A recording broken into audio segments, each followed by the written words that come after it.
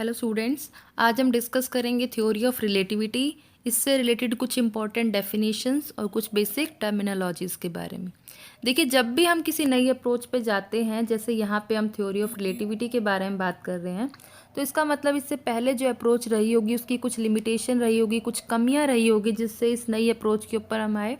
तो अर्लियर जो Newton's laws of mechanics थे वो बेस्ड थे कुछ अजम्पशंस पे about space, mass and time. इन लॉज की हेल्प से मैकेनिक्स के काफ़ी फैक्ट सक्सेसफुली एक्सप्लेन हुए थे। इवन प्लैनेट के मोशन के बारे में भी सक्सेसफुली एक्सप्लेन किया गया था।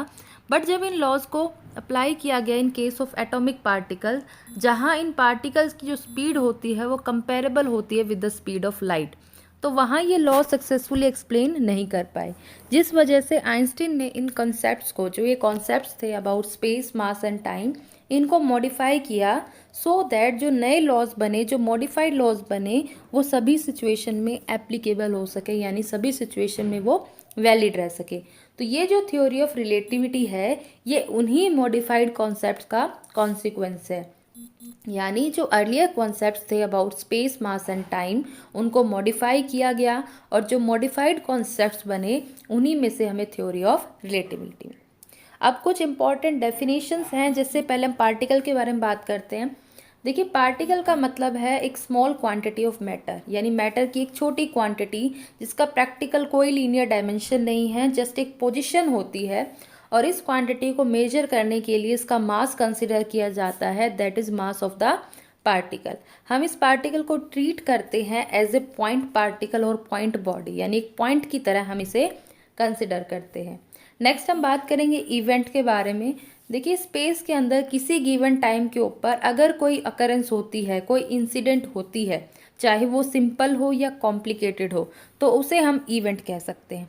जैसे स्काई में लाइटनिंग होना, यानी कि बिजली का चमकना, रोड के ऊपर दो कार्स के बीच में कॉलिजन होना, पेड़ पे से फ्रूट का नीचे गिरना, ये सब एग्जाम्पल्स होते हैं इवेंट के। अब हम बात करते हैं ऑब्जर्वर के बारे में। देखिए, ऑब्जर्वर का मतलब होता है जो ऑब्जर्व करे। तो ऑब्जर्वर जो है एक पर्सन भी हो सकता है और एक इक्विपमेंट भी हो सकती है, यानी एक डिवाइस भी हो सकती है जो किसी इवेंट को ऑब्जर्व करेगी या मेजर करेगी। अब इस ऑब्जर्वर के पास एक स्केल, क्लॉक और अदर डिवाइसेस होनी चाहिए जिसकी हेल्प से उस इवेंट को ऑब्जर्व या मेजर किया जा सके। अब हम बात करते हैं फ्रेम ऑफ रेफरेंस के बारे में। देखिए, फ्रेम ऑफ रेफरेंस का मतलब होता है ए सिस्टम ऑफ कोऑर्डिनेट एक्सिस, यानी एक तरह का ये कोऑर्डिनेट सिस्टम होता है जिससे हम स्पेस के अंदर जो इवेंट हो रही है उसकी मेजरमेंट कर सकते हैं, यानी उसके पोजीशन और टाइम के बारे में पता कर सकते हैं। तो जो सिंपलेस्ट फ्रेम ऑफ रेफरेंस है वो है कार्टेशियन सिस्टम ऑफ कोऑर्डिनेट, जिसमें जो ऑब्जर्वर है उसको ओरिजिन पे माना जाता है।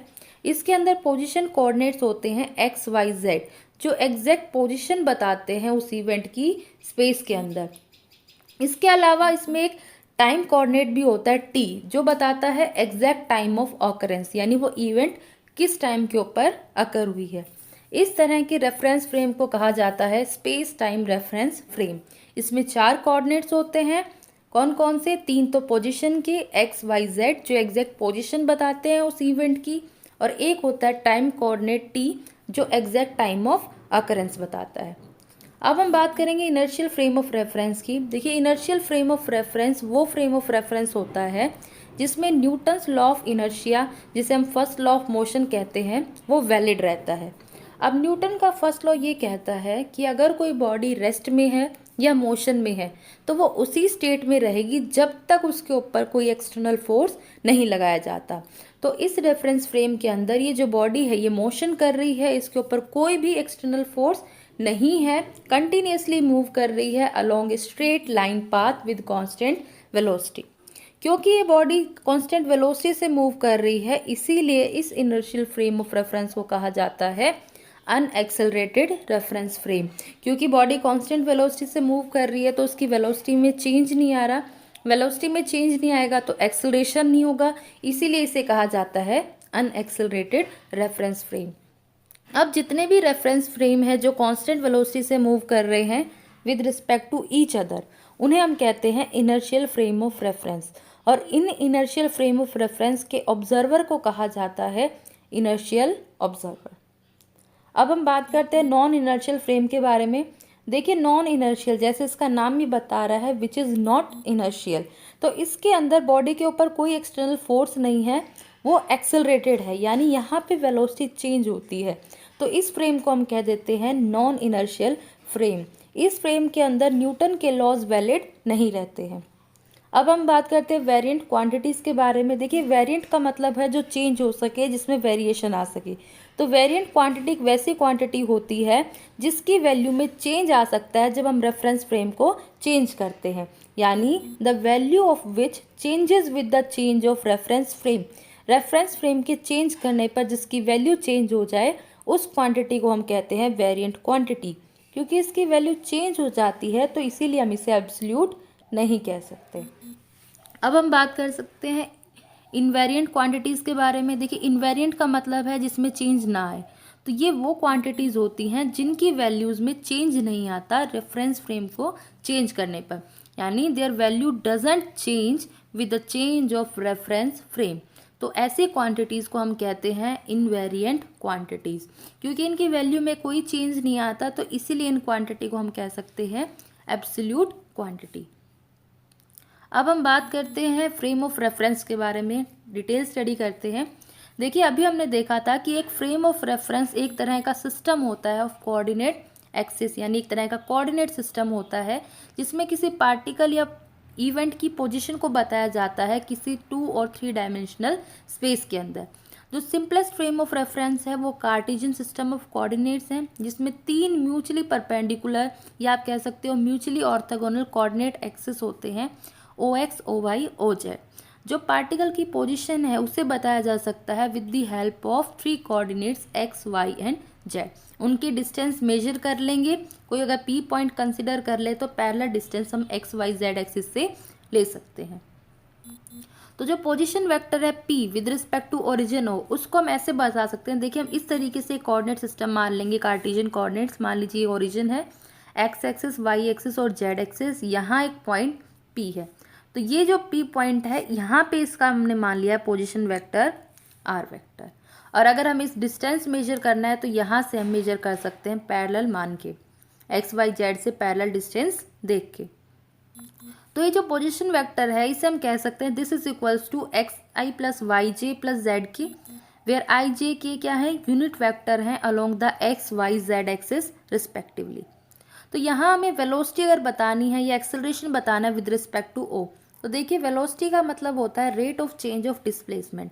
तो अब हम इसे डिफ्रेंशिएट करेंगे विद रिस्पेक्ट टू टाइम, तो v की वैल्यू आ जाएगी dr/dt, यानी dxi/dt प्लस dyj/dt प्लस में dzk/dt, ये वैल्यू में मिल जाएगी। अब यहाँ से हमें एक्सेलरेशन लेना है तो इसको दोबारा डिफ्रेंशिएट करेंगे, क्योंकि एक्सेलरेशन होता है rate of change of velocity. तो एक्सेलरेशन की वैल्यू आ जाएगी dv/dt, जो बराबर आ जाएगी d2x/dt², क्योंकि इसका दोबारा से डिफ्रेंशिएशन हो गया with respect to time, plus में d2y/dt² j कैप प्लस में d2z/dt² k कैप। अब ये ज़रूरी नहीं है कि इस फ्रेम ऑफ रेफरेंस के अंदर जो हम ऑब्जर्वर मान रहे हैं वो हमेशा ओरिजिन पर रहे, पर ये कन्वीनियंट रहता है जब हम ये मान लेते हैं कि ऑब्जर्वर ओरिजिन पे है। अब ये जो फ्रेम ऑफ रेफरेंस है ये रेस्ट पे रहना चाहिए with respect to the observer, यानी the frame of reference should be at rest with respect to the observer. अब यहाँ जो पोजीशन कोऑर्डिनेट्स हैं X, Y, Z, ये हमें बताएंगे पोजीशन ऑफ द पार्टिकल। अब उस इवेंट को कम्प्लीटली डिस्क्राइब करने के लिए हम एक और नया कोऑर्डिनेट इसमें ऐड कर रहे हैं जिसे बोलते हैं T coordinate, that is time coordinate, जो एग्जैक्ट टाइम बताता है उस इवेंट के अकर होने का। अब ये जो टाइम कोऑर्डिनेट है ये भी परपेंडिकुलर है उन पहले वाले 3 पोजीशन कोऑर्डिनेट के। जो 3 पोजीशन कोऑर्डिनेट थे X, Y, Z वो म्यूचुअली परपेंडिकुलर है, और जो 4th टाइम कोऑर्डिनेट है ये भी उन तीनों के परपेंडिकुलर है। तो जो कंप्लीट कोऑर्डिनेट्स आएंगे किसी इवेंट की वो आ जाएंगे X, Y, Z और T। तो इस तरह का रेफरेंस फ्रेम जिसमें 4 कोऑर्डिनेट होते हैं उसे हम बोलते हैं स्पेस टाइम फ्रेम। अब इसके जो कोऑर्डिनेट होते हैं किसी भी इवेंट के वो डिफरेंट रेफरेंस फ्रेम के अंदर डिफरेंट होते हैं, यानी किसी एक रेफरेंस फ्रेम में कोऑर्डिनेट अलग होंगे और दूसरे वाले रेफरेंस फ्रेम के अंदर कोऑर्डिनेट्स अलग होंगे। अब जो कोई भी बॉडी आपकी रेस्ट में है या मोशन में है तो वो हम उस तरह से बताएंगे जब हम उस कार्टेशियन सिस्टम के जो भी सिस्टम कंसिडर कर रहे हैं उसके ऑब्जर्वर को हम रेफरेंस मान लेंगे। यानी ये अगर रेफरेंस फ्रेम है तो इसके ऑब्जर्वर को, यानी ओरिजिन पे जो ये ऑब्जर्वर है इसको रेफरेंस मान के हम ये बताएंगे कि वो बॉडी रेस्ट में है या मोशन में है। जैसे इस एग्जाम्पल में डायग्राम में आप देख सकते हो, यहाँ पे एक फ्रेम ऑफ रेफरेंस दिखाया गया है। एक्स वाई जेड तीन आपके म्यूचुअली ऑर्थोगोनल या परपेंडिकुलर कोऑर्डिनेट एक्सिस हैं। पी पॉइंट यहाँ पे माना गया है एक्स वाई जेड। अब हम बात करते हैं इनर्शियल फ्रेम ऑफ रेफरेंस की। देखिए इनर्शियल फ्रेम ऑफ रेफरेंस क्या होता है, वो फ्रेम ऑफ रेफरेंस जिसमें न्यूटन के लॉ ऑफ मोशन वैलिड रहते हैं, तो उसे हम बोलते हैं इनर्शियल फ्रेम। यानी यहाँ पे जो बॉडी है वो कांस्टेंट वेलोसिटी से मूव करती है, उसके ऊपर कोई नेट फोर्स एक्ट नहीं करता है। तो इस तरह का जो इनर्शियल फ्रेम ऑफ रेफरेंस होता है वो non accelerating frame of reference होता है, क्योंकि इसमें वेलोसिटी कांस्टेंट रहती है तो उसमें चेंज नहीं आएगा, तो एक्सेलरेशन नहीं होता, जिसकी वजह से ये non accelerating frame of reference है। तो देखिए स्पेस के अंदर हम किसी का भी एग्जैक्ट पोजीशन के बारे में नहीं बता सकते कि वो रेस्ट में है कि एब्सोल्यूट मोशन में है, तो इसलिए हम ये भी नहीं कह सकते कि वो एब्सोल्यूट स्पेस है या एब्सोल्यूट फ्रेम ऑफ रेफरेंस है, क्योंकि सभी फ्रेम्स जो है मूव कर रहे हैं with respect to each other with constant velocity. तब हम ये शो करेंगे कि ये जो फ्रेम ऑफ रेफरेंस है जो कांस्टेंट वेलोसिटी से मूव कर रहे हैं with respect to an inertial frame, ये भी क्या है, इनर्शियल फ्रेम ऑफ रेफरेंस है।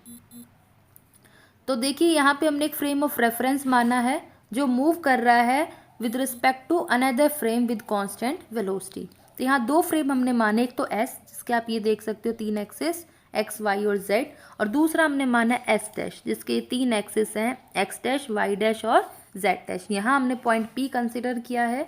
तो देखिए लेट अस कंसिडर एस क्या है, एक इनर्शियल फ्रेम ऑफ रेफरेंस है जिसके कोऑर्डिनेट एक्सिस हैं O X O Y O Z, O इसका ओरिजिन है।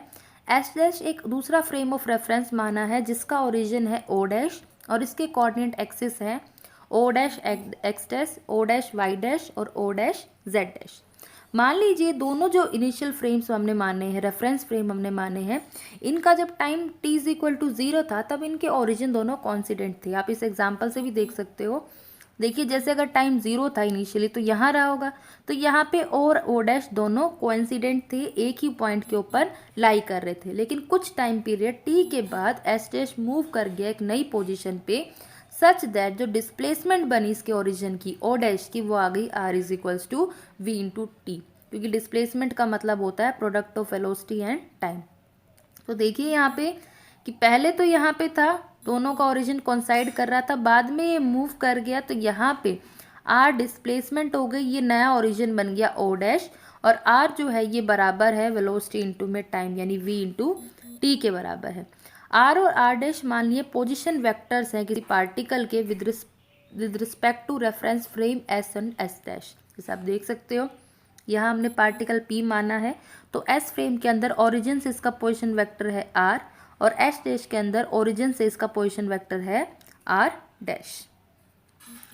तो अब यहाँ देखिए हम ट्रायंगुलर लॉ लगाएंगे जिससे हम लिख सकते हैं r is equals to capital R plus में r डैश। कैसे, देखिए इस डायग्राम में हम एक ट्रायंगल देख रहे हैं o डैश p।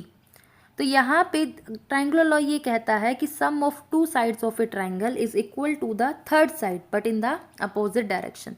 तो यहाँ पे ओ डैश इस साइड है, ओ डैश पी इस साइड है, ये है r, ये है r डैश, और ये डिस्टेंस जो है जिसे हम ओ पी बोल रहे हैं ये इस साइड में इसका है r। तो यहाँ से हम देख सकते हैं r plus r dash is equals to r according to triangular law. तो ये वैल्यू हमें मिल गई, तो यहाँ से हम r डैश की वैल्यू निकालेंगे तो ये बराबर आ जाएगी, इसको लेफ्ट हैंड साइड ले जाएंगे r माइनस r। r की वैल्यू अभी हमने देखी vt के बराबर है, यहाँ पुट कर दी। अब डिफ्रेंशिएट करेंगे इसे विद रिस्पेक्ट टू टाइम, तो यहाँ से हमें मिलेगा dr dash by D T is equals to dr by D T minus v। Again differentiate करेंगे विद रिस्पेक्ट टू टाइम तो हमें मिलेगा d2r dash by D T square is equals to d2r by D T square. Velocity को हमने यहाँ मान लिया है कांस्टेंट। अभी d2r by D T square और d2r dash by D T square ये क्या है, एक्सेलरेशन है उस पार्टिकल की, ठीक है, किस फ्रेम में, s और s डैश फ्रेम के अंदर, यानी d2r by D T square जो है ये एक्सेलरेशन है इन द फ्रेम s और d2r dash by D T square acceleration है in the frame s dash respectively. तो यहाँ हमने देखा कि d2r by D T square है बराबर है d2r dash by D T square, तो यहाँ से हम कह सकते हैं जो एक्सेलरेशन होगा पार्टिकल का दोनों रेफरेंस फ्रेम के अंदर वो हमेशा सेम रहेगा। यानी एक पार्टिकल अगर किसी इनर्शियल फ्रेम S के अंदर रेस्ट में है तो वो किसी दूसरे इनर्शियल फ्रेम S डैश के अंदर भी रेस्ट में ही अपीयर होगा, रेस्ट में ही दिखेगा।